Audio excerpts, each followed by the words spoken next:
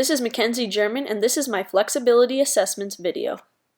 The first flexibility assessment I'll go over is the Canadian Trunk Forward Flexion Test. Prior to beginning the assessment, the participant should complete a 5-minute aerobic moderate activity warm-up, followed by a few selective flexibility exercises to avoid strain or injury and to achieve the best possible results. Shown is the flexometer or sit and reach box that will be used during the assessment. With the participant's shoes removed, feet flat against the sit and reach box, knees extended, and fingers directly on top of one another, the client will exhale slowly and push their fingers out and extend as far as they can and hold that position for 2 seconds. The score will be recorded as the most distal point reached by the fingertips, and the better of 2 attempts will be recorded, in this case in centimeters. This test is acceptable for a wide range of ages, but may be a more useful indicator for a younger and more flexible demographic. This is a test of hip and lower back flexibility, and the scoring evaluation is pictured.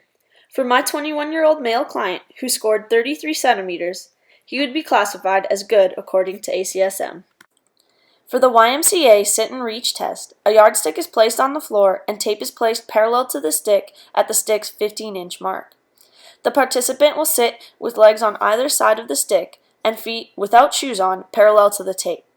Heels should be about 10 to 12 inches apart.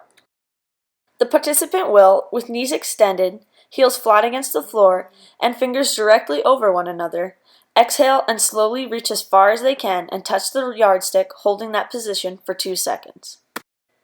This is a test of lower back and hip joint flexibility. It can be used for a wide range of ages, but once again might be a better indicator for a more flexible demographic.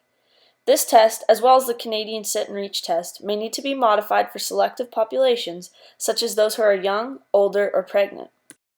My 24-year-old male participant who scored 14 inches in his better of 2 attempts would be classified as below average according to ACSM.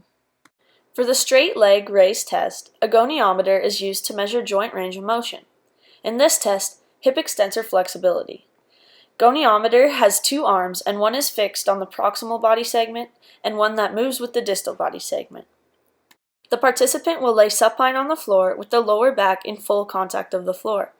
The tester will slowly raise one leg while ensuring the other leg stays on the floor.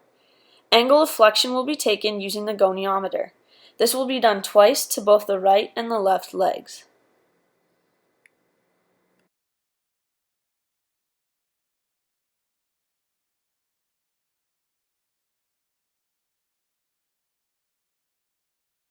Scoring for this test indicates a minimum angle of 80 degrees as acceptable and an angle of 90 degrees as desirable. My client achieved 85 degrees on her right leg and 87 degrees on her left leg and is acceptable according to such standards. This test is acceptable for a wide range of populations, but should be used cautiously when being used with older adults. The chair sit and reach test is used for older adults who have functional limitations that prevent them from performing a sit and reach test. This test uses a chair and one leg at a time, reducing stress on spine and lower back.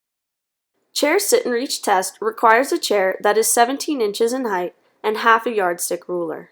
With the chair stabilized in place, the participant will extend one leg with the heel on the floor and the ankle dorsiflexed at approximately 90 degrees. The untested leg will remain flexed with the foot flat on the floor.